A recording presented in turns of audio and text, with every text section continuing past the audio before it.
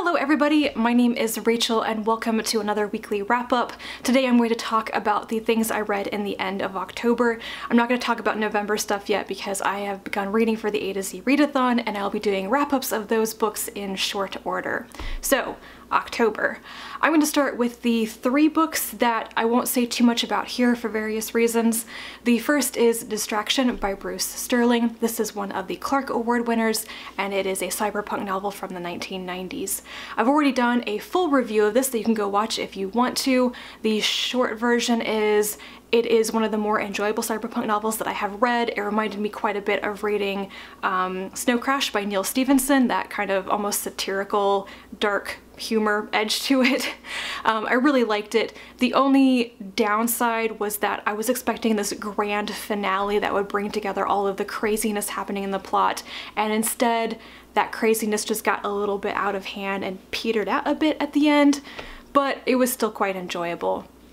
I also read Tiassa by Stephen Brust. This is the 13th novel in the long-running fantasy series about Vlad Taltos, who is a human ex-assassin at this point, living in an elvish empire called the Dragaran Empire. For much of the series, Vlad has been on the run from the House of Cherryh, which is the house of assassins that he once belonged to. They don't like him anymore. And I'm not going to talk about this book much here because it just occurred to me that this might be the beginning of a story arc that continues through the next two books, Hawk and Valista. A character who I think is the daughter of a goddess is introduced in Tiassa, and she starts popping in and out of Vlad's life, kind of touching his life, doing things behind the scenes. And it sounds like the conclusion and the answers to all of this happen in Valista, the 15th book that just came out in October. So I kind of want to read Hawk and Valista right away and then talk about these three final ones out so far in one big chunk. It becomes much harder to review the later books in long-running series, so I think that talking about the three of them together might be a bit more economical. So I enjoyed it and I'm really looking forward to what might happen next based on the introduction of this new character. Then I read the second book in the Faded Sun trilogy by Cherryh, which is called Shon'jir. I'm currently reading Kutath, the third book for the A to Z readathon, and because the story is really one long book just chopped up into three for publication reasons, I will talk about the series as a whole when I finish Kutath and I do my A to Z readathon wrap up. The one thing I'll say about Shon'jir, the probably most pertinent thing, is that I read the first book, Kesrith, 2 times and it took me years to get the motivation to continue on with the rest of the series, but Shon'jir was so much more interesting. In some ways the plot of it is more like a quest and there are actual mysteries emerging now that made me much more interested in the story. It also becomes more clear, I think, that this is a very psychological story. It is quite slow moving, but it's because it's about 3 different aliens trying to understand each other when they are very different in the ways that they think, in their societies, in their customs and traditions and all of that, and it's become much more interesting in the latter half of the series. Next, I finally finished Richard II by William Shakespeare. This is the first of Shakespeare's historical plays that I've read because I'm pretty sure Julius Caesar is a tragedy, not a history. Anyway, this concerns an area, a whole time period of English history that I didn't know anything about. I wasn't familiar with really any of it, and so I thought it was just really interesting to read the play and then go read the historical basis for the play and get more familiar with that. So this play concerns the deposition of Richard II. I'm going to butcher some names because I've never actually heard some of these spoken out loud, but it begins when the Duke of Hereford and the Duke of Norfolk accuse each other of treason. Richard says they can duel to determine who is correct, but then right when they begin to duel, he calls it off and he instead exiles them for different periods of time. And then John of Gaunt, who is the Duke of Hereford's father, dies, and Richard basically takes all of his property, his estate, and uses it to fund his war in Ireland. And the Duke of Hereford is of course not happy with this, and he returns from exile when Richard is away in Ireland to claim what is rightfully his, and then this just escalates into him becoming Henry IV, I think, and deposing Richard II. Now, I probably butchered explaining that, and I've butchered the names. Richard behaves very oddly to my thinking. He is very changeable. He changes his mind very abruptly, and while I'm not sure that what he actually is trying to do is bad or unkingly, the way that he goes about doing it is like either calculated to piss people off, or he doesn't care what people think because he's the king and he can do whatever he wants. But either way, it weakens his position, and at the end it felt like he was basically complicit with his own deposition. Like, he doesn't seem to be working very hard to remain king. And then at the end of it all, with his final famous soliloquy and everything, it basically sounds like somebody who's been set up to be the asshole in the story trying to suddenly say, oh, you should feel sorry for me because I was trying to do these things and be the good guy, and it's not my fault, but I'm as flawed as anybody else, etc. And let's just say that I found this really interesting to figure out.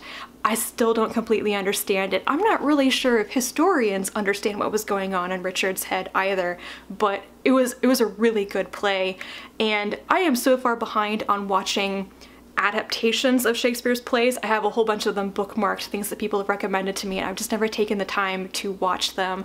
But this is one that I need to watch and see how it can be performed. It could just be so interesting and be very good. So this was just a really good starting place with the historical plays. I enjoyed it, and I'm really looking forward to the next ones.